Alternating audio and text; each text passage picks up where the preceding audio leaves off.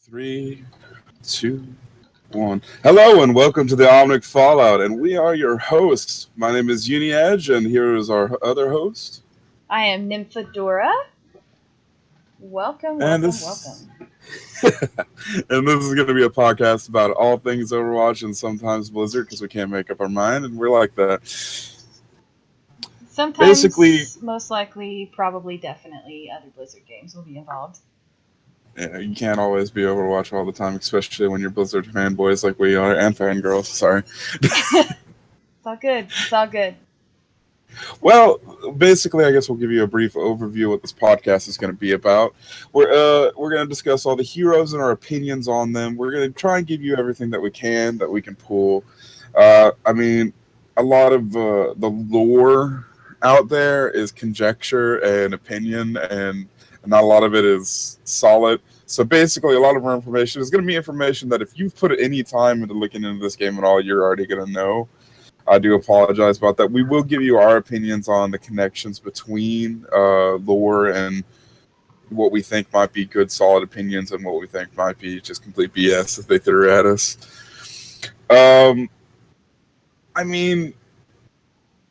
We'll try our best. But then we're also going to talk about the skins and everything, the lore that is there, the interactions between the characters when we can find them. Because sometimes a lot of them haven't been found out, or a lot of them are so small and insignificant that they don't really matter yet, and they're going to be expanded upon later. So for now, we're going to have news with Nymphadora. All right. So, right now we have our Overwatch cinematics. There is certain theaters around the country will be playing Overwatch videos, all the Overwatch videos that have come out and will continue to come out. So that'll be a really fun thing. I will link the website. I got you. You got it? Okay. We'll link the website in the chat. But you can click on that. We'll also link it for our YouTube video people for later. But tug.com is basically doing this, and it looks like it's going to be a lot of fun. It's gonna be a thing between Coca-Cola and Blizzard together. They're working on basically what it's gonna be is they're gonna have all the cinematics that are currently out and coming out playing, and they're gonna have a lot of giveaways, a lot of fun interactive fan stuff to do, a meetup basically. From what I hear, they might have demo machines. I don't know. I keep hearing conjecture online. Nobody can make up their mind what this thing is going to be fully. I've got my tickets. I'm going in Houston, so if you want to join up with me, meet up with me, that'd be cool. But I'm excited about it personally. Yeah, and what really drives me crazy is that I live in Atlanta, the home of Coke, and there is nothing here. There's nothing available here. And the home of Dragon Con, and a lot of Blizzard devs go there. I don't understand. I really don't understand. But now, you want to know what drives a lot of people crazy is there's not that many in California like there is. You would think there would be. Yeah, exactly. So the East Coast and the West Coast are not really doing their job on this, but it will be May 22nd. So if you guys are interested, you should definitely check it out and let us know how you enjoyed it. Let us know. I'll try and take some pictures and make sure and do a little bit of documentation. Can't promise I don't have a really good camera, so get ready for some phone videos, boys. Nice. Well, I guess I'll talk about the next thing. It's so BuzzFeed, that we all know and love, the really awesome journalist site. I'm gonna do that in quotation. No, I love BuzzFeed. It's fun, but they have this silly little BuzzFeed quiz on which Overwatch character are you. I don't need me to take this one. I already know what I am. I'm Hanzo. Hanzo for life. Thanks for linking that in there. You can Google it. It's easy to it's really easy to find. I turned out to be May, which is really funny because everyone says I look like May. So I think the universe is telling me to cosplay as May. I think it's funny how they named it. You're trying for Tracer, aren't you? In the link, it's like no, I don't. I don't want to be a cute, Trumpsy British girl. I mean, I love Tracer. Don't get me wrong, but I don't want to be her. The thought of time travel, I will say, as interesting as it is, I don't think I would sacrifice for being that bubbly all the time. She is super bubbly. She kind of makes you want to punch her in the face, which is why I love being able to kill her when I'm on Junkrat, because you can trap her and she can't get out of it, even with her E, her recall. Yeah. Oh, what's even better is being Hanzo and shooting her in the head with an arrow when she teleports in front of you. Nice. Ah, that's great. I've had that happen on many an occasion, and it is a delight every time. That is so great. That is so great. Well, if you guys don't know, you can buy Overwatch. You can pre-order Overwatch and get lots of really cool goodies. I'll go into the goodies if you want. Yeah, go ahead, because Alright, so basically you're going to get 5 Origin skins. You're going to get the Overgrowth Bastion, which is the Bastion with all the grass and stuff on his head. And you're going to get the Blackwatch Reyes, which is, in case you don't know, Reyes is Reaper. And it's going to be Reaper without the mask. It's going to be part when he was part of Black later on. You're going to get Slipstream Tracer, which is before she got caught in the time loop and before she got all the stuff that happened to her and her lore, and we won't go into that yet. Which she's got some cool sunglasses on. You're going to get Strike Commander Morrison, which is going to be Soldier 76 without the mask again, and everything again. And you're going to get Security Chief Farah. Now, for the digital goodies, you're going to get a Tracer hero in Heroes of the Storm. In World of Warcraft, you're going to get a baby Winston pet. In Overwatch, you're going to he's so cute. Back. Yes, he is. And in Diablo, you're going to get a Mercy wings. And then in StarCraft, you're going to get some player portraits. Who cares? Woo! Portrait. Let's just say, like, my 2 favorites out of them are the Mercy wings and the baby Winston pet. I'm a little excited about the Overwatch card, but I haven't. I feel kind of bad, but I actually haven't played Diablo before. I should probably fix that. We'll play some later. I will say, though, I am one of the people that is going to be getting the collector's edition. I was sitting in the audience when they first announced Overwatch, and they were like, and you can pre-order now, and I was like, already on it. Nice. But if you're getting a collector's edition, for which, guys, if you still want to get it, it's still available from what I understand. A lot of people, you can still order it. For the collector's edition pre-order, you do get an extra skin. You get the Noir skin for Widowmaker. Yeah, that's really cool because it's black and pink. Oh yeah, and it's really it's very interesting looking. It's a really cool skin. You get a Soldier 76 statue, which is all one color, unlike the Tracer statue, which you can't see behind me because I have it covered up with an Alliance flag on accident.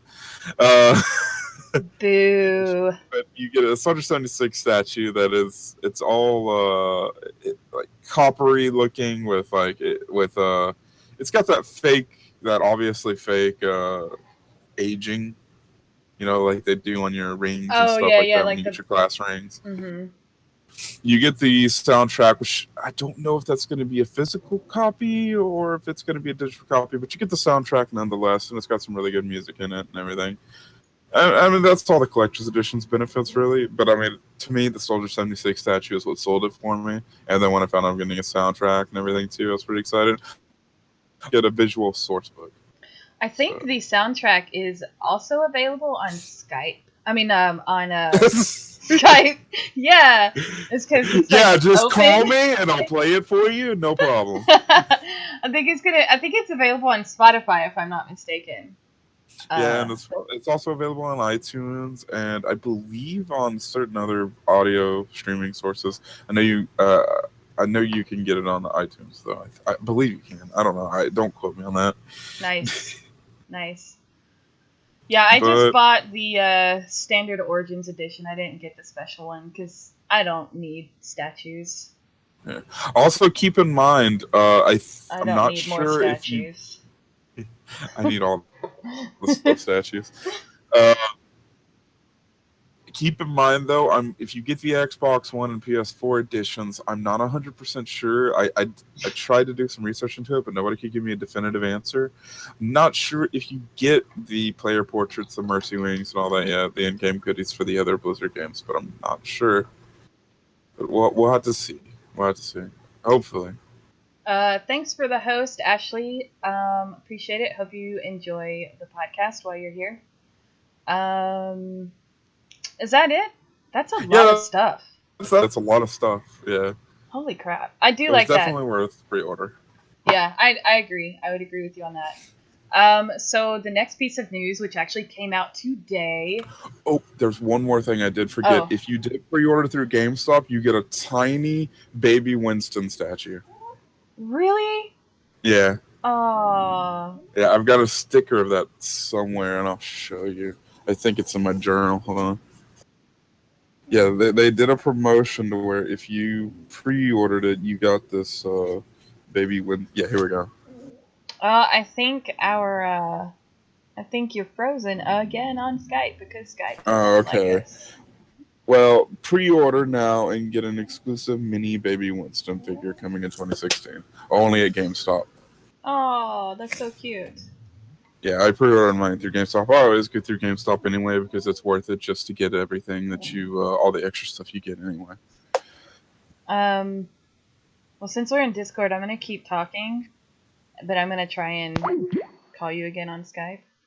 Alright. And see if it'll work. Okay, that's fine. Skype's really not working for us tonight, so sorry While you're fixing that, want me to go into the next one? Yeah, go ahead. Alright, so we're going to have a new video coming out on the 16th. It's going to apparently be about Genji and Hanzo. It's going to be called Dragons, and hopefully... it's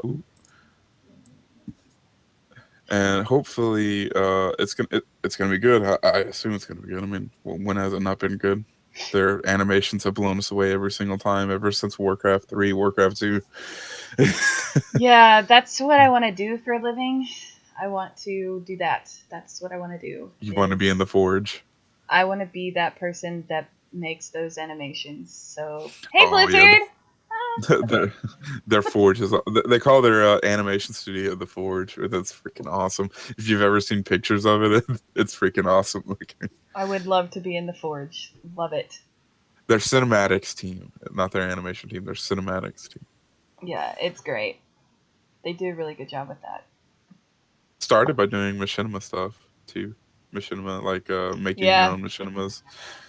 Like, I that's how a lot of their in-game cutscene ones got hired, I believe, a long time ago for WoW. Nice. I'm not sure though. Don't quote me on that, but I remember hearing something about that a long time ago. Anyway, going on. Do you want to take on the next one, or you want me to? Yeah. So, did you say that comes out the 16th at 10? Yeah, it's going to come out on the 16th on 10 a.m. Pacific. Yep. So the next one are Legion beta keys. Oh, sorry. Go ahead. I was going to say, and if you were lucky enough to catch the stream with Jesse Cox and Ian Hazakostas, I can say that name anytime I'm not on stream. Ian Hazakostas. Then the next news will be pertaining to you.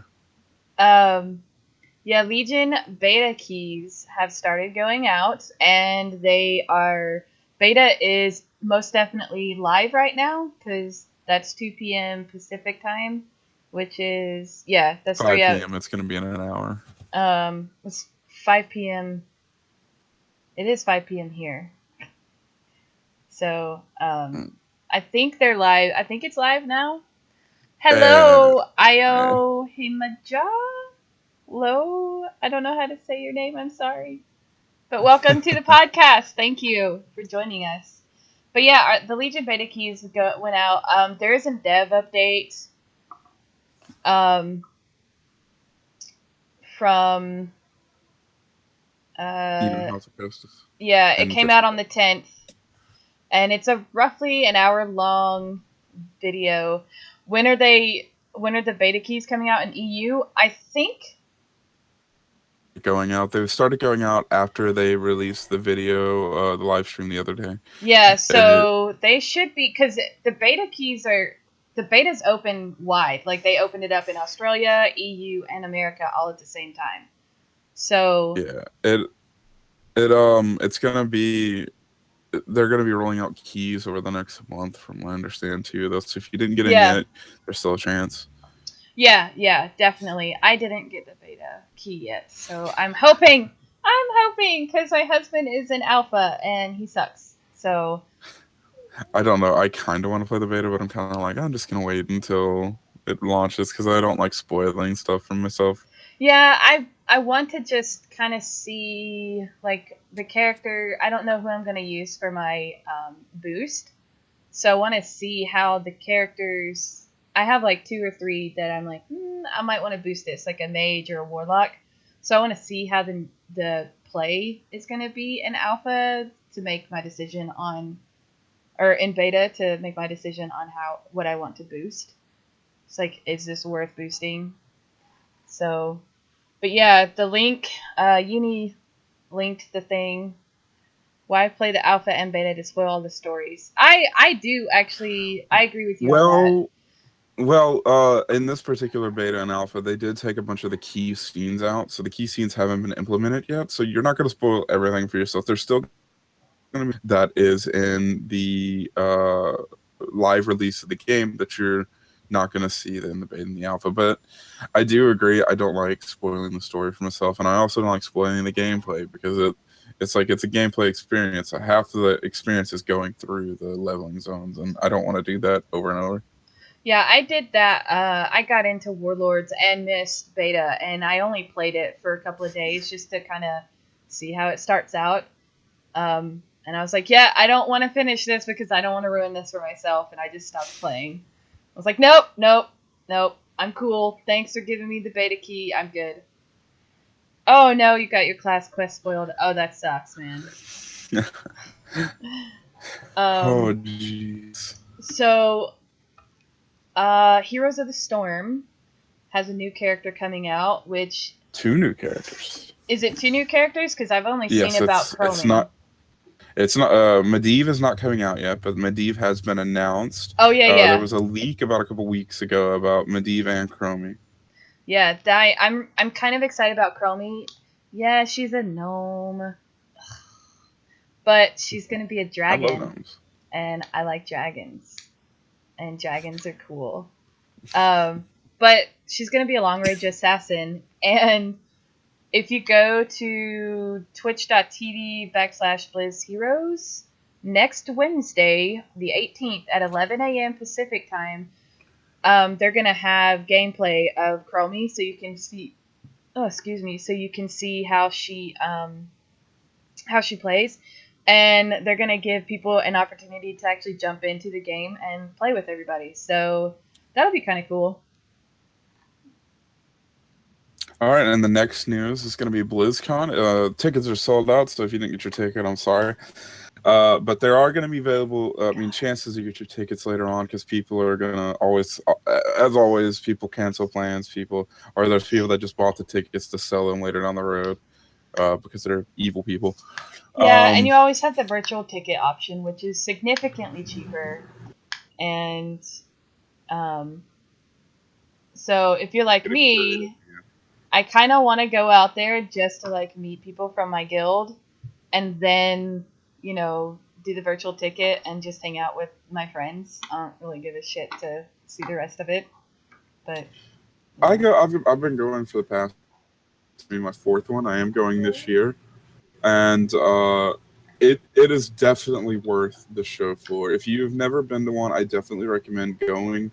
It is a lot of fun. It is, and even if you don't get to go to the show floor, even if you don't get to go to BlizzCon itself, if you could just go make it to Anaheim when BlizzCon is around, and just go to some of the parties, go to the Hilton and hang out at the Hilton with, you can meet developers and you can meet podcasters and YouTubers, your favorite streamers. I mean, just you meet a lot of people just by going to the parties that are there, and you get time and you get all the news and everything anyway. Yeah, I mean, I do want to. It's just for 2 days, I cannot afford $200, and then the cost of going to California, which, I mean, we're lucky we have friends who actually live in Anaheim, so that kind of cuts down cost. However, this year we will not be able to make it because we have like three trips planned this year. So, I'll definitely be down there. Want to hang out with me? Y'all can hang out with me. I'll be running around the floor like a crazy idiot with my head cut off because I'm trying to collect all of the Blizzard pens. Nice. Yeah, and $200 is nothing. It costs me $2,000 every year I go. Just about. That's the bare minimum of what I pay. Last year it was $3,000 because I took my girl.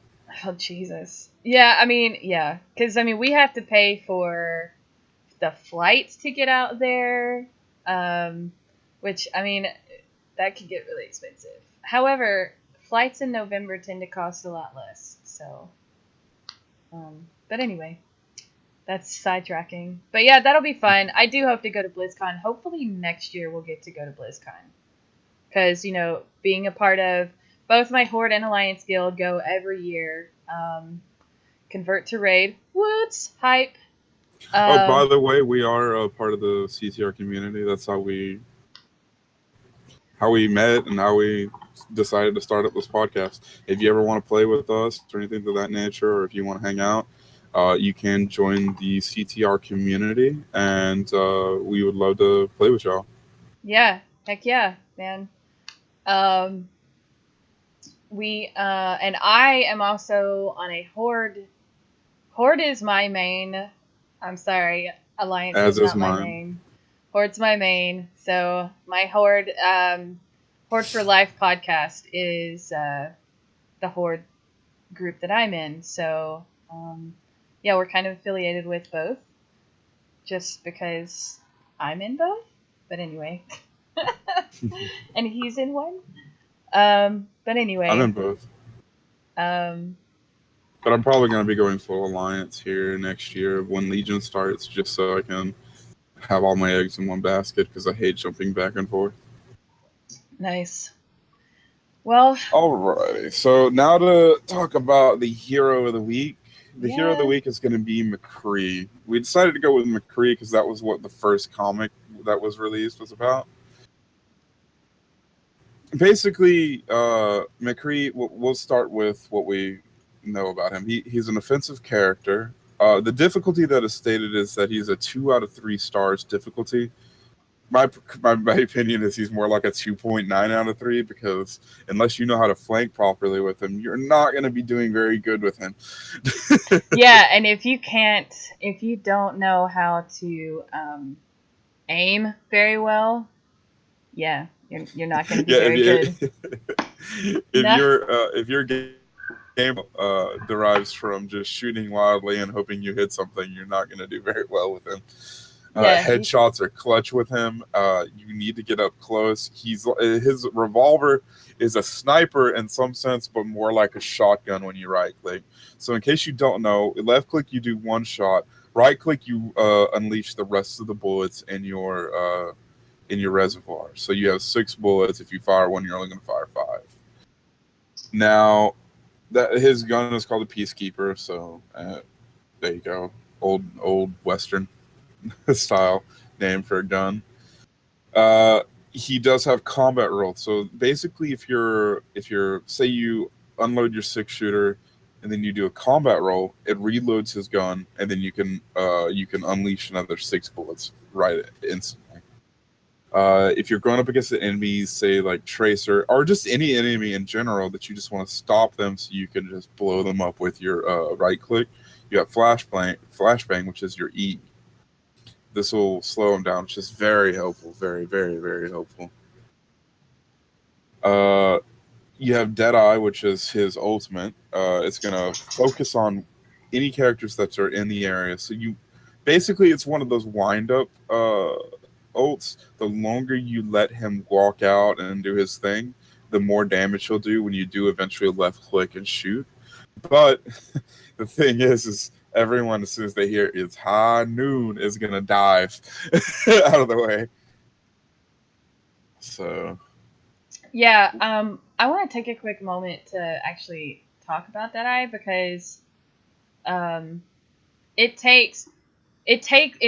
have to wait for it to charge, and it's like for every 100 hit points, it costs a second to charge. So if your target is 300 hit points, it'll take 3 seconds to charge.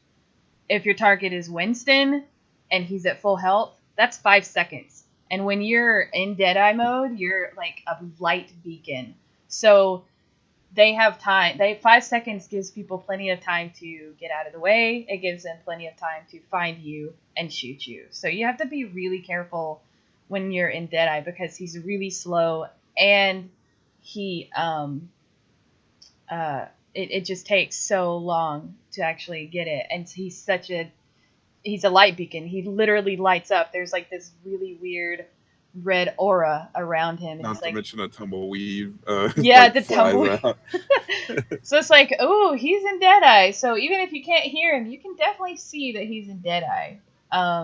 What I think is hilarious is there's even a tumbleweed in Hanamura, like Taijon Tower or whatever. Like it doesn't matter. There's just a tumbleweed randomly. Like in the snow in what is it, Volskaya? Yeah, in Volskaya, and you just see a tumbleweed, and there's snow everywhere. Oh man! I love the thought of him having an intern following him around with a creative tumbleweed. Just rolls on out. Okay. Anyway, we can move on. I just wanted to say that about Deadeye. Yeah, he's a very hard character to play. If you're going to be playing him, you do want to take a moment to practice him before you go in. And welcome, Miss Kaylin. You want to make sure that you take the time to dedicate to learn him because, is he rough? Oh god. Oh yeah, he really is. And when you are in his ult mode, you have to, while it's charging, you'll have this like circle, this red circle, and it just gets smaller and smaller and smaller as it charges. And you'll see this red skull pop up over their heads, and that means that they'll die if you shoot it. Do not do like I did and actually click the left mouse button, because it'll immediately shoot, and then you waste your ultimate. You have to actually wait to click the mouse because of that charge rate. It is ridiculous. Now, I mean, there will be times where you can walk in and say like they've already been softened up, and you can just walk in, Q, left click, and they'll all die. Yeah. So basically, we'll go into the lore a little bit about him. The first comic came out. It's called Train Hopper. It is a comic about McCree heading to Houston when Talon, the mercenary attack group, attacks the train and is seeking something in the train's cargo. Nobody knows exactly what it is. Read the comic, we still don't know what it is. McCree, during that, makes a comment that they're using Blackwatch tactics, his tactics. Someone from, and it's even driven home by someone from the fact that someone from Talon during the comic recognizes McCree on the train and swears to kill him. Well, McCree goes through, kills a bunch of the fools and knocks them off the train and saves a bunch of the passengers because they're basically killing all the passengers as they come across them and taking hostages, trying to get the cargo. Eventually kicks the cargo off the train, and the media ends up blaming McCree for the train robbery for some reason. Mm-hmm. So he basically tells them to correct the record and then go onto a radio show and maybe somebody will listen to him. He's used to it at this point. But it's a very good comic. The art's very good. Along a lot of the comics, in case y'all don't know, they teamed up with a bunch of people from DeviantArt and helped create the comics. So, I mean, if you want to go check them out, I mean, a lot of people appreciate them. They're really good and they're worth reading. Even though I did kind of spoil it, I mean, it's still worth reading and you get to see what a lot of the things are. I didn't go into every detail about it. I posted the link to the actual comic itself in the chat room, so you guys can check that out. Basically, we'll go into a little bit about what Blackwatch is. Blackwatch is the essentially Black Ops. I mean, it's in the name, Black Ops of Overwatch. They're the crew that takes care of all the fights that people don't want to. I mean, that Overwatch doesn't want publicly known. So they handle like kidnappings and stuff like that. Things that are just a bunch of red tape that they don't want to have to go through to get through. Things that happen in other countries that don't want Overwatch business, but they have to go in anyway because it affects the world. Their leader was Reaper, back then known as Gabriel Reyes. At the time, Gabriel Reyes was recruiting people for Blackwatch out of the gangs and groups that he took down, terrorist cells that he took down. So basically, McCree was part of the Deadlock gang, a gang that operated out of, which is one of the maps that is playable, Route 66. He made a Deadlock gang at the age of, well, we don't really know the age, but it was around his 20s. And he operated out of the American Southwest, bringing in guns, arms, anything into the U.S. With his expert marksmanship and resourcefulness, he made a name with himself in the Deadlock gang pretty damn quick. And then once his gang was taken down by Overwatch, he was given basically the option to rot in prison or become part of Overwatch's covert ops division, Blackwatch. And of course, he chose to become part of Blackwatch. He hated Overwatch. He didn't want to be part of it, but he eventually became to realize that he was making amends with his past sins for basically righting the injustices that he came across. So he finally began to start appreciating the ability to just go out there and make some good in the world for all the bad that he had brought into the world. He eventually ended up abandoning Blackwatch and Overwatch when Reyes Reaper started to get a bunch to take Overwatch down. That's a whole story for another time later on. But basically, he went underground only to resurface to be a mercenary for hire, but he would only take jobs, no matter how small, that were to bring justice to the world. Mm-hmm. Kind of sounds similar to Red Dead Redemption. And every other Western. I know. And what's funny is he looks so much like John Marston from Red Dead Redemption, which is one of my favorite games in the whole entire world. I love that game. It's a great game. So I never really got into it, honestly. Really? Oh, I loved it. It's a fun game. It's a fun game. But yeah, there's which is really cool because I just like how it ties into actual Overwatch and how there's so much. I just really like the way Blizzard does their lore. It's really cool. It's really cool. So basically, what you're saying is Reaper is a bad guy. That's basically what you're saying. He's a bad guy. He got jealous of Soldier 76, who became the leader of Overwatch instead of him. And he became the leader of Blackwatch subsequently later on. And he just never let that go in ship, and he just let the jealousy get to him, and he eventually became a bad guy. You either die being the good guy or live long enough to see yourself become the bad guy. Yep. So basically, a couple of the things when you're in Route 66 with McCree, you hear him say a bunch of lines when he spawns in, or sometimes when he looks at certain things in the gorge itself. Basically, sometimes if you see there's a dartboard in the spawn area, and the enemy spawn area, that has a picture of McCree and darts thrown at his face, and he'll say, "Ain't it flattering to be remembered?" Spawns on the good side of the map in the diner. It'll say, "Doesn't feel right coming back here." And then when you're escorting, he'll say, "Doesn't Deadlock Gang must have wanted it bad." And basically, it looks like you're escorting what appears to be a satellite components or something to that nature. It's got a bunch of weird stuff on it. But basically, that ties up of our McCree lore for the most part. Do you want to go into the McCree strengths and weaknesses real quick? Yeah, I can. So McCree, each character obviously has their strengths and their, the one character that is just terrible against them and the one character that's really, really good against them.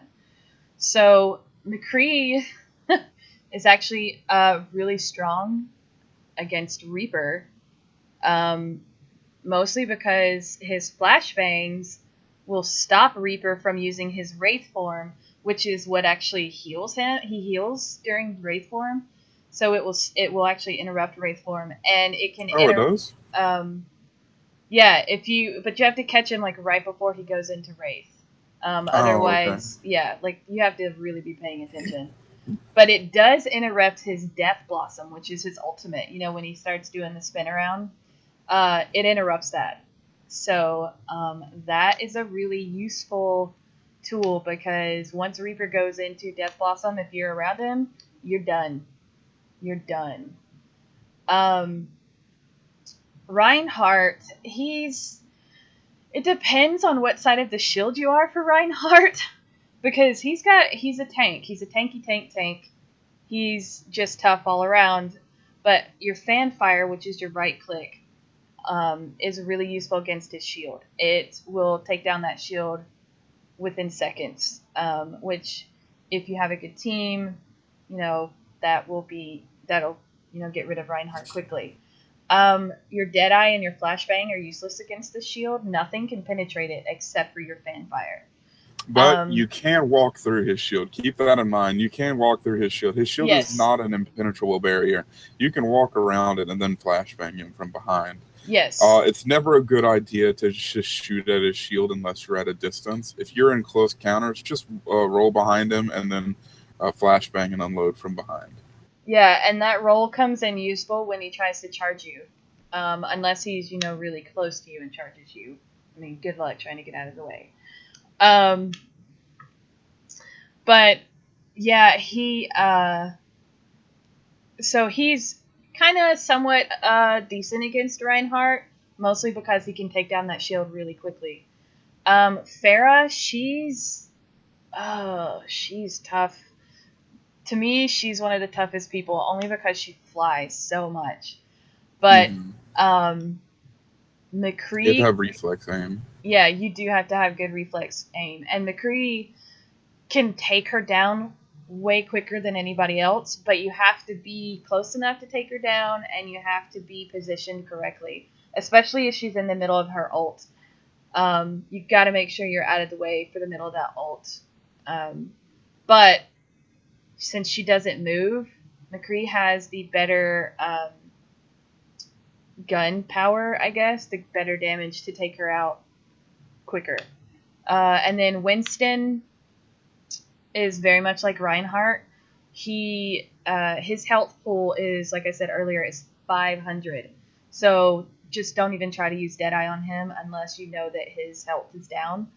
But he is very vulnerable to your flashbang and your fan fire when you're up close with him. And when you're fighting, one of the best ways to fight Winston, because his Tesla gun is, you have to be close with him. He doesn't turn quickly. So if you are running around Winston, just go back and forth in front of him because he cannot turn quickly. So your flashbang and your fanfire can really take him down. And I will make one comment. I did notice in the week against, you were talking about Genji. Genji is actually, I would say, strong counter to Genji. just because you can, when he's running up against you, you can flashbang him real quick and take him down quick. Any character that's going to get up in your face as McCree, you can take down pretty easily as long as you can hit them with the flashbang and then unload your fan, or you can get just a single headshot, 2 headshots with your left click. He doesn't have a big health pool, so it's just you just take him, you melt him. Yeah, that's very true. Which we'll go into the week who he's weak against now, since Winston was the end of who he's really good at. Yeah, Genji. The biggest problem with Genji, which I hate Genji, and if somebody can play Genji, you're like my nemesis, because of his. I don't even know which one that is. What he deflects, and when he deflects, his E. Yeah, it will come back at you. So, and McCree only has 150 health. So if Genji deflects you, you're dead because you're going to kill yourself, essentially. So McCree has 200 health. Oh, he's got 200. Okay, yeah. Still, you're done. You're done. But you do have to keep in mind when you're going up against Genji, they do have to aim that deflect. So, I mean, you still have that chance of them missing. Yeah. But Bastion, which we'll discuss Bastion in more depth a little later. But yeah. McCree is he's really slow going up against Bastion. Because Bastion in turret form is just ridiculous. And because McCree does not walk very fast, he cannot get out of Bastion's bullets quick enough. So even if you're trying to do the roll, because Bastion's got like the 360-degree turn radius, you're done. So, and it doesn't matter how close you are because he has a pretty long range in turret form. I will say this though, since McCree is kind of like a hybrid sniper in a way, because his gun is very accurate from range, you can do the corner game with him like you would do with Hanzo or Widowmaker as a sniper, and you can just walk left, right, and then shoot every time and kill him. But it's very, like, even when you're doing that with Genji technically too, Genji, Hanzo, or Widowmaker, you still got the chance of dying really quickly because he can melt your health. And Blizz, fix, please. Right, yeah. But speaking of Widowmaker and Hanzo, those are two more that they're snipers. I mean, there's not really much you can say to that. McCree does have a ranged weapon, but it's not as long of a range as their weapons. So you're gonna have a hard time getting to them. And McCree's job is not to go after snipers. That is, that's Reaper's job to go after snipers because he can. What's the form where he teleports? I can't remember what they call it, but he basically can teleport to wherever he needs to teleport to. So I think it's just straight up called teleport, if I remember right. All right. But if you do ever find yourself up close to Widowmaker and Hanzo, yeah, they're going down because Hanzo is especially super squishy. So it's Shadow Step. Shadow Step. Okay. So if you ever find yourself, one-on-one with them, McCree will win. But the long range game, McCree will lose every time. Unless you're like a godly McCree. Yeah, exactly. Because he is in some ways an anti-sniper, but you have to get the drop. The thing is, the whole gameplay behind him is you have to get the drop on the enemy. They can't get the drop on you, because if any hero, it doesn't matter which hero it is, gets the drop on you, you pretty much lose it. It's really hard to come back. Toyrara made a comment in chat that apparently they nerfed McCree a lot. Like basically Soldier 76 is a lot better due to that. I think it used to be as long as you could aim, McCree was really strong. I don't know about that. I don't know about that nerf. He was strong in the alpha. Was he? Basically, like when they released the weekend beta, a lot of things were changed. I can say because I did play at BlizzCon, but I never got invited to the beta or alpha or whatever until the open beta. But every character, just about almost every character, was extremely different from now, what they are now. I mean, honestly, if you can aim now, McCree's still pretty good. Like, if you can aim, yeah, people are going down, even with one shot. It just takes a feel for him. Yeah, you have to practice with him. I personally couldn't get really good at him. Like he was just so. It just felt too loose for me. Like you had to get a good feel for him, and I just personally couldn't do it. It was just getting frustrating to me at a point. Like I would get the flank on somebody, and then I'd do my fan, and I'd still die. I actually have some video footage, which I'm gonna show later, of me playing McCree and actually not sucking so bad. So the more I play with him, the better I get with him. But I will move on to the next person. So Zarya, which is our pink-haired chick from, I think, Russia, maybe? Mm-hmm. She is also a tank, and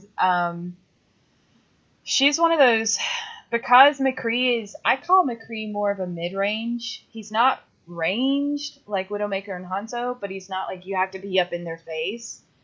But he is definitely more deadly the closer you get. Yeah, her particle beam though is really badass against him, and the projected barriers.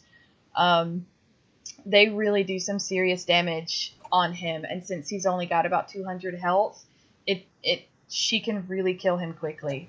However, because she is very, very slow when he goes into Deadeye, because she doesn't have as much health as Winston or Reinhardt, even though she's a tank. Because of that, and the fact that, combined with the fact that she's actually pretty slow, she can't take cover quickly when he goes into Deadeye mode. So she is the one tank that he can take out in Deadeye mode. So, yeah. So, I mean, the website I found that had all these things, like, he's weak against her, but he also can be really deadly against her. So, it's just how you play him. That's the thing about Overwatch. Every hero can beat any hero. You just have to play it in a certain way. I mean, a lot of people say that, like, D.Va, for instance, when D.Va gets into her leaving her mech, say that her human form was weak, when actually it is pretty damn strong if you know how to aim her gun. Yeah, I have human D.Va, like, kill the crap out of me the other night. I was like, what the hell? I thought she was supposed to be a weak little girl. No, she's really fun. And finally, I would say she's almost stronger in her out of mech form, like almost stronger.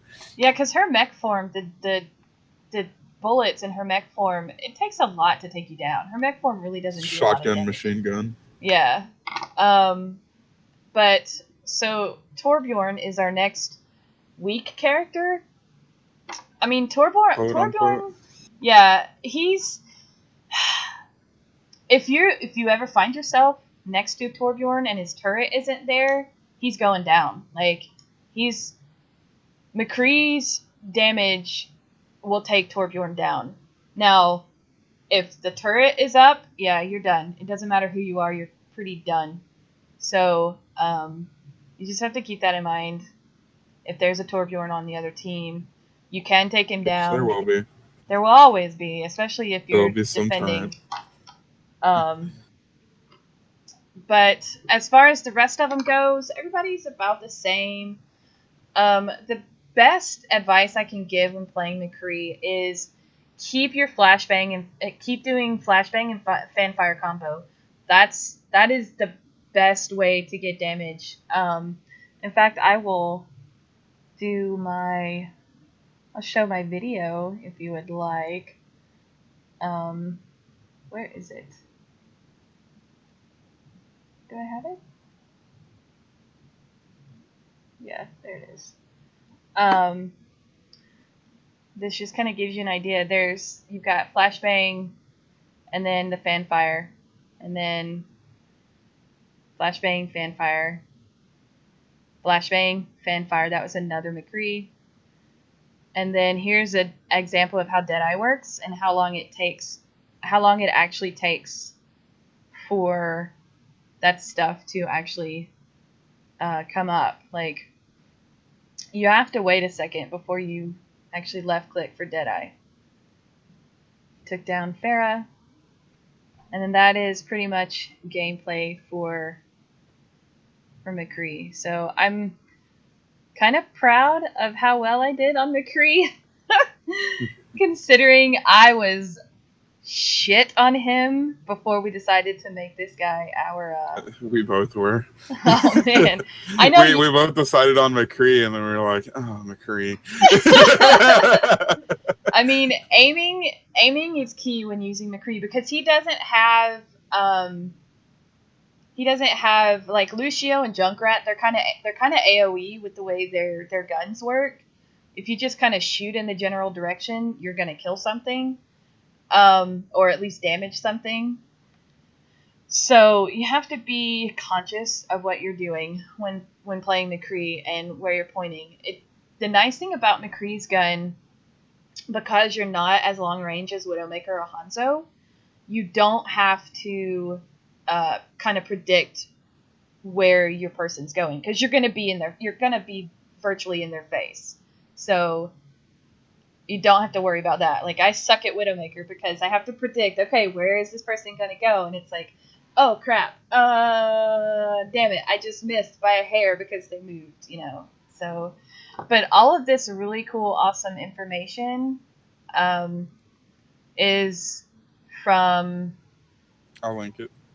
Okay, cool. From FuriousPaul.com. Yeah, FuriousPaul.com. He really goes into detail on each player, and so all of the tips and tricks are from my personal experience and what I've read up on the from FuriousPaul.com. So thanks for having that really cool website because it actually helped me get better with McCree.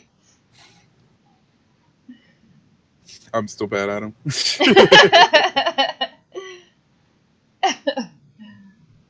But yeah, that's as far as gameplay with McCree, that's all I actually have. Okay, so now basically what we're going to go over is we're going to go over this Forbes article that Nymph found. It's from, it's from Forbes. Anyway. I'll Repeat link it. self. I will link it. I did link it. I did. Oh, okay, I didn't enter. Basically, it goes in and talking about how certain characters need to be fixed, and he points out a bunch of the characters that he thinks, 3 of the characters he needs to be fixed.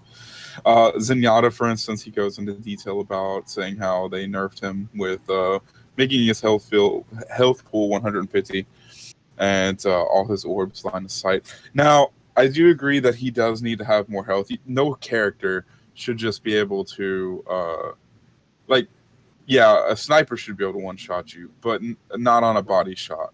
Maybe a headshot. So he does need to be bumped up to 200, 250 health. I do agree with that.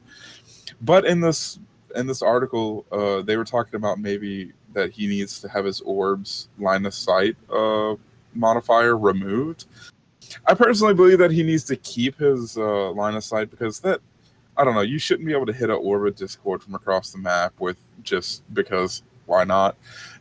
Yeah, I agree with you on that. I mean, I can see how in the Temple of Anubis, how line of sight is going to get really annoying, but that's kind of part of the map. Like, that's the whole point of having all of the columns and stuff in the way in that map. So, and his ult, it needs help too. I do agree with that. Yeah, I don't even know what the hell his ult does. Like, what? It's a hot, basically, an area of effect hot, and it makes himself a big target because everyone's like, "Oh crap! There's a glowing robot in the sky." Yeah, I mean, what use is that especially if you have nobody around? Like, I mean, at least Lucio's gives you a temporary shield. So, I mean, I don't know. He can do. The thing about Zenyatta is he can do really good damage. Mm-hmm. So He's very burst. Yeah. Like if you have his right click, in case you don't know, it charges up his orbs and it fires, I think 5 or 6 at the same time. And you hold it down. It takes a little while to charge up. And if you come around the corner and just nail someone with all 5 orbs with the right click, or the held down right click, you pretty much kill them. And you can snipe people with your orbs. They're really fast moving, and they do a decent amount of damage. Yeah, so no, I completely agree with your assessment on that. Completely agree. Now, the next hero they talk about is Bastion. Everybody's got a problem.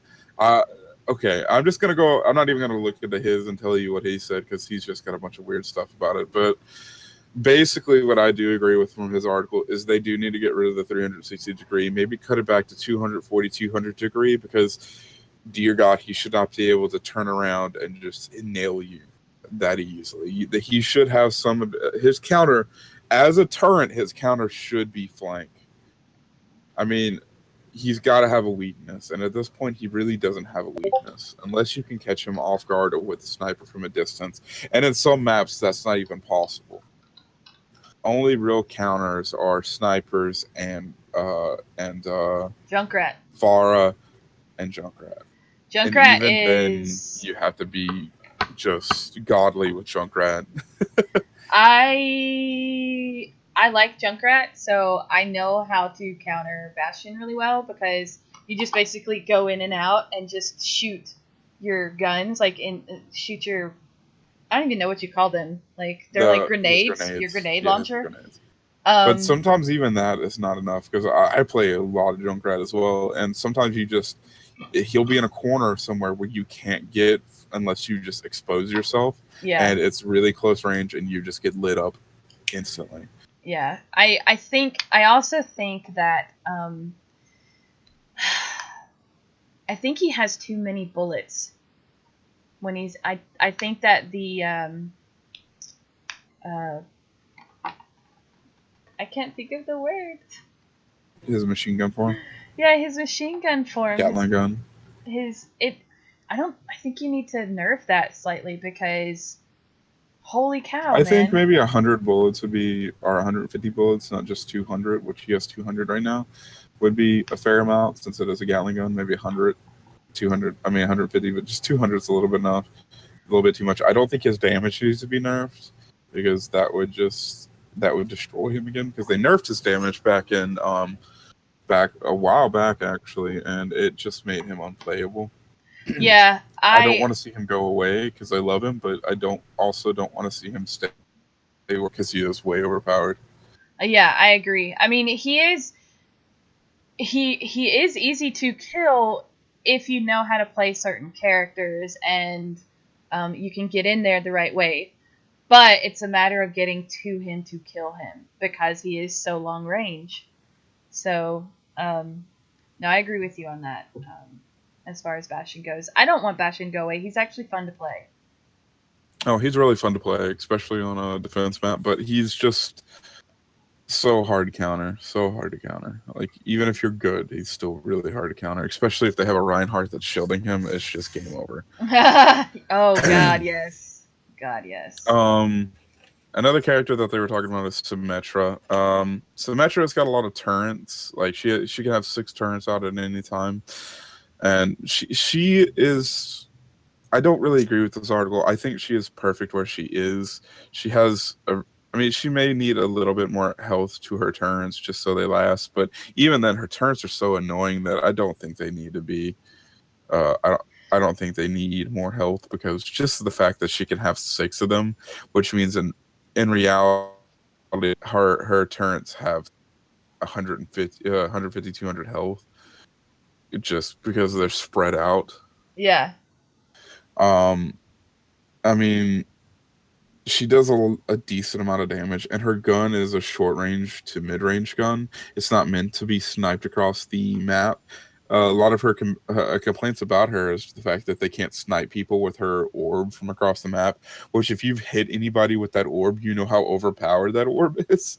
It can almost take a tank out on its own. Like so. I think she's fine where she is a hero that you need to learn how to play with. Yeah, I It, haven't played enough with her to really have an opinion on her. I know that people that can play her really, really well. I think she's like a 3.5 as far as learning how to play. Honestly, she's difficult to play, in my opinion. she is, but she is fun. She's more like I've heard her be described more of like a Quake type hero because she does more damage the longer you have her laser on somebody, and she Hmm. can melt somebody after a good minute. Um, I mean that's pretty much all that Forbes article goes into. I think he was just trying to do a lot of clickbaity stuff with it, honestly. But the opinion piece on it, I don't agree with a lot of it. I agree with some of it, but it's just I just the found it game is interesting at a that good place. Forbes. I found it interesting that Forbes. Well, I guess it's Forbes Tech, but still that they were. Forbes has been getting into a lot of stuff lately, especially with games. They're starting to realize that esports, in general, is now becoming a feasible thing. So they're just trying to get their hands in the market. Yeah. They've been doing it a lot lately. So what? Challenge for you guys for when the game comes out, though. Yeah. Even though we were gonna record this a couple weeks ago. I mean, like a week ago when the beta was live, but we just couldn't get around to it. We had to do our research and stuff because we decided we wanted to do McCree. But for when the game does go live, we do have a fun little challenge for you guys because we had a load of fun doing it. Warning, time will melt away when you do this challenge. It'll suddenly be 8 in the morning and you have no idea where you are. Uh, we call it the 21 Hero Salute. Basically, what you're going to do is you're going to have 6 of your friends, or 5 of your friends, or 4 of your friends. Majority of the team in the quick match is going to be your friends. And all are going to pick the same hero, and you're going to go through each hero doing this, and you have to keep playing every time you win. So every time you win with that hero team comp, you have to keep playing until you lose. We went So with Winston when we did Drinking and Swearing with Pat and Jules last Friday, and holy crap, that game well was that so ridiculous. I well recorded wait, it, and the lag was so bad I could not even make a video out of it. let's do put a niche there because that wasn't the really, that was a 6v6 Winston. That was 6 Winstons versus That is 6 Winstons. that is true. That is true. What we're talking about is you're going up against a legit team comp and you're all 6 the same hero and they're not, your enemy's not. Sometimes they'll play with you, they'll never play with you. Don't think they We will. ended They'll up be like, when we were playing. It was me, you. Was it Mew that was with us, or was it Matic that was with it us? was Filthy Noir. Filthy, that's right. So the three of us decided to go with one character, and then Filthy was like, "So we're doing this challenge. You should do it with us." And like, sometimes the people would actually do it with us, and Mm-hmm. we would win. We actually won a couple of times. It was Oh, dude, one of the ridiculous. most. Nymph wasn't here with me with this one, but one of the funnest ones that we had is we had a 5 Mercy team with 1 Soldier 76 because we couldn't get one guy to play along. But we had a 5 Mercy team that won. We won. We won just because they couldn't kill us. Like they would kill us and then we would instantly revive. That's Like awesome. we literally won with that. That is Now hilarious. I will put that we only won because so enthralled with trying to kill us that I was able to sneak around the first point and capture the first point before they realized. But the second point we won just because they couldn't kill us. That is so great. That's awesome. Yeah, it's a Yeah. fun challenge. So we will when the when the beta launches, or I'm sorry, we're out of beta now. When the full game When the launches. game actually launches on the 24th, we will give you like each week we'll have a new hero for you to do this with. So And tweet at us with your victory screens. Don't do yes, video because it takes a long time to go through video. Just take of your funniest wins. Take screenshots of the victory window yes, so we can see. yes, please, and we'll show them on the podcast because that would be great. I love it. Um, so speaking My of the favorite was beta, a all six Lucio. six Lucio, nice. What what are your opinions on the beta? Other than a couple of the nerfs, did you have fun with it? I think it was amazing. I've been looking at this game for 2 years now. Every chance I got to play it, I would play it. The only time I did get a chance and didn't play it is because I had a couple personal issues going on. Because I did get my friend did get invited to the stress test a couple months back, but I didn't get a chance to really play it that much. But it was really fun. You would lose yourself. I do recommend though, if you do get really tired, to take a break from this game and then come back to it after like an hour or 30 minutes because it will destroy you. it It will. is very tiring. It's very cathartic at the end of the day to come home and like shoot people in the face. I'm not gonna lie. It's Mhm. yeah. I mean, and it's very much like Team Fortress 2, but I mean the developers, they said that they liked Team Fortress 2. That's why they made this game. But if I'm not mistaken, it is a direct result of Titan falling through. It is okay. It isn't a direct result. It is kind of like the offspring, kind of like Okay. weird way. It basically what happened is when Titan fell through, their entire team was demoralized and they were trying to come up with a new IP, and this is what they came up with. Only one character, what came not really came from Titan, but was inspired by Titan.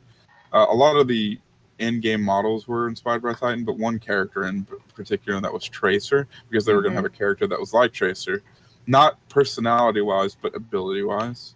Yeah. So, Which on the next podcast we can actually go into that if there's any more information and talk mhm. about that. I do recommend. GameSpot did come out with a three-part series that went into Yes. Overwatch and everything, so that's definitely worth watching if you're interested, and especially if you're interested in how Titan led to Overwatch. Do you have the link for that up by any I, chance? I can get it in a second. But go ahead and go on to your ideas while bringing that up. I mean, your Um, thoughts. I I'm with you on the on it. I really I've also when they announced it 2 years ago, I was like fangirling all over the place. I was like, oh, because I loved Team Fortress 2. I absolutely loved it, but then it got ridiculous because I got tired of the maps, and I got tired of the hat system that they implemented in Mm, TF2, which I get the idea behind it, which Blizzard kind of took that idea and put like the skins and the different ran with it. specials that you get in it, and it's not here. Let me trade a hat with you in the middle of the game, which is what just blew my mind and just drove me nuts. Which is what made me stop playing TF2. Um, however, since then, since I've been playing, I'm like, yep, this is totally worth the wait, in my opinion. It's a beautiful Mm. game. It is truly absolutely gorgeous. And I haven't played it on the console because I don't have a next gen console. But I have a console, but I just did end up not playing it with it because I don't know. It's just not my jam to play a FPS on a. I I've mean, not a multiplayer FPS on a console. I've It had just friends play it on console, and they said that the controls are very smooth and it's very well done and very well set up. But I have to go to the restroom really quick. I'm sorry. okay. I'll go ahead and talk about the skins and everything while you're gone. Okay, cool. Okay, so I mean, in case you don't know, there is an unlock system within Overwatch. So basically, when you get in, you can get skins and sprays, and the sprays are things that you can spray on the wall while you're playing. And they're just little fun little things. They don't really have a mechanic to say. I mean, They don't really help you, but they're just little fun little things you can spray on the wall. You can get alternate voice lines, and you can activate those at any time by holding down C, and then they'll bring up a radius wheel and hovering over the emote button or the voice line button to see the emote or voice line that you selected for that character. Some of my favorite for McCree was the "Want It, Dead or Alive" voice line, or the "And I Killed You Before" voice line. I mean, there's several different voice lines you can get for him. And there's highlight intros. So, say for instance that you get the play of the game, you can get specific highlight intros like rolling into action, where he literally like does his combat roll into it, or the duel, or where he just draws on you real quick, or the name's McCree, where it just does a slow pan up and then he tilts his hat at you. Are you talking about the highlight intros? Yeah. Yeah, those are actually really cool. I like that you can change that around. Mm-hmm. And you can make it personal. You can personalize a little bit the character to each thing. I mean, there's going to be more. I assume there's going to be more as the game progresses and they release more stuff. So basically, I love this one because it is totally inspired by Fallout. Like, I mean, it's not said that it's inspired by Fallout, but it looks like it looks and feels, and the name it leads to it. In case you guys don't know, there's the mysterious stranger in Fallout. It's a perk that you can get whenever you go into VATS, which is their slow down shoot system. There's a chance that a man will just randomly appear and shoot at anyone. That's the vigilante skin, by the way, that you have up right now. Oh, my bad. Hold up. It's okay. I'm trying. I didn't name them when I was putting them in. I just did 1, 2, 3, 4 because I was having a hard time. It was that one. Oh, okay. Yeah, it's the black one. Where did it go? Where is It's essentially the same skin anyway. It is. That's why I got confused. Yeah. I got it here. I promise. I'll get it up here. We're having some technical difficulties. But all the legendaries, the gambler, the mystery man, the riverboat, and the vigilante, they're 1,000 each. The legendary skins are the only ones that are actually different. Like, they're like different skins. They're not just color variants. The 250 epic ones and the rare ones, the blue ones, they're all just color variants, really. They don't really add anything different. Certain heroes have different legendary skins that actually alter the way their ability looks. It doesn't alter what the ability does, but it alters what it looks like or what their guns look like. Yeah. My favorite skin, let me see if I can pull it up, is the riverboat skin. I just think it's really cool. To me, that's like a classic like West skin, which they have like the Home on the Range skin, which is really cool. Let me see if I can pull that one up. He looks like in the gambler look and the riverboat look, especially the gambler look, he looks like he's the owner of Candyland from Django Unchained. Oh god, I'm gonna have to pull that one up now. Which one is that? Where is it? Come on. The gambler one, the one you were just talking about. Yeah. The other version of that one. I need to find that particular. The black and gold. There it is. Yeah. He just looks like that to me. That's immediately what I thought when I first saw that. Yeah, the Home on the Range skin is the one on the left that I just posted, and the the gambler one is the one on the right. It's so great.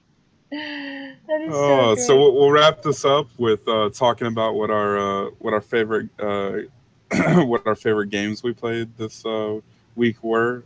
Personally, I yesterday just finished Drake Uncharted 4 A Thief's End, and it was, if you have a PS4, get that game, play that game. It is amazing. The graphics were stunning. The story was engaging, and I just couldn't stop playing until I finished it. In fact, I disappeared off of Discord for like 2 days after the beta concluded. Nice. I kind of stuck with Blizzard stuff this week. I didn't really do a whole lot. I did Warcraft. I did Drunk LFR stream on Tuesday, which went over very well. I got really, really, really drunk. Sung a lot. Fun times were had. I still haven't finished my mount run, so I will probably stream the rest of my mount run at some point this week before. I might do all 3 100s that I have, because I have a lot of alts, but I only have 3 level 100s. Just to try and, that's 3 opportunities to get Ashes of Alar. Woo! But that's pretty much what I did this week. I need to tell a quick story about Ashes of Alar. I have a friend who met his now girlfriend, live-in girlfriend, maybe wife in future, don't know, on WoW, and he was running her through Keep to get Ashes of Alar for the first time, because he's been farming it for like 4 years now, and it drops and she gets it. Oh, damn. He was like, damn. Oh, that sucks. I try and do them all by myself just so I don't have to deal with that. But I am unable to do, like, Mogushon Vaults by myself right now. So I have to pull in somebody else to help me. Oh, yeah, you can't do the Pandarian ones by yourself yet. I know a couple people who do them by themselves, but they're also, like, they have pets. I'm a rogue. I can't do that stuff by myself yet. Yeah. But yeah, so I don't go beyond Lich King for my streams, but yeah, I'll probably finish my mount runs and... Well, Cataclysm. You can do Cataclysm too. Yeah, I do Cataclysm as well. I forget about Cataclysm because I hated that expansion. I quit the game during Cataclysm. I liked Deathwing, like the last boss, but Cataclysm I didn't really raid in. I only did the last raid, and that was about it. Dragon Soul, that was about it. Yeah. I tried, but I was just like, I can't do it. I can't do the back of Deathwing by myself either. Oh, I can. It's really easy once you figure it out. I'll show you how to do it later. But yeah, that's pretty much how I've done. I'm actually going on vacation next Thursday, so we will not be able to do our second podcast next Thursday, but we can do it on the 26th. And we'll probably be doing it a little bit later too as well. This was just because I might be getting a job soon. Cool. So that'll be fine, because I don't have anything on Thursday night, so that will. I'm okay with doing it a little bit later as well, which will probably get more people in chat on an evening. But yeah, the next time we come back, Overwatch will have launched, so we'll have lots more to talk about. Mm-hmm. Well, this has been the Omnic Fallout podcast about Overwatch and probably other Blizzard games. If you have any questions, please email us at theomnicfallout@gmail.com. I'll link that real quick. Okay. You can follow Uni on Twitter at how do you say that? At Zov. Xauve. Zov. Which pronounce the X like a Z. Our Twitter handles are actually under our faces on the podcast, so that way you can spell it correctly. But and you can follow me at GamerNymphadora.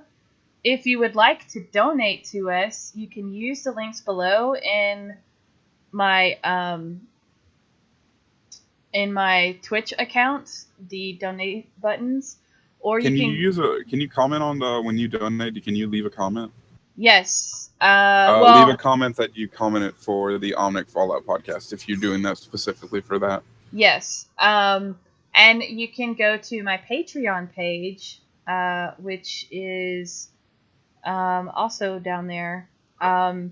Which, yeah, it is my personal Patreon page, just because I don't have one set up for the Omnic Fallout yet. Mm-hmm. But all the donations coming through, just let us know that it's specifically for the podcast, and I will make sure that the money goes to where it needs to go.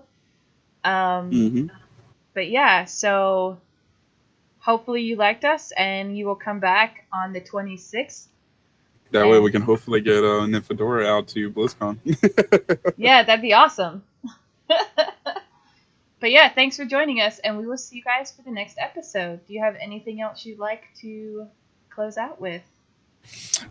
Just it's been great, guys. We're definitely on iTunes here soon. It'll probably be out in 2 or 3 days, however long it takes us to strip the audio. But if it's not, it'll be on YouTube, like she said earlier. She'll post the link for it later on in her Twitter, and then I'll retweet it, and then we'll retweet it with the Omnic Fallout Podcast Twitter. So follow either 3 of those, or all 3 of those, or a combination, whatever you want. And we'll see you next time, guys. It's been fun. Yeah. Bye.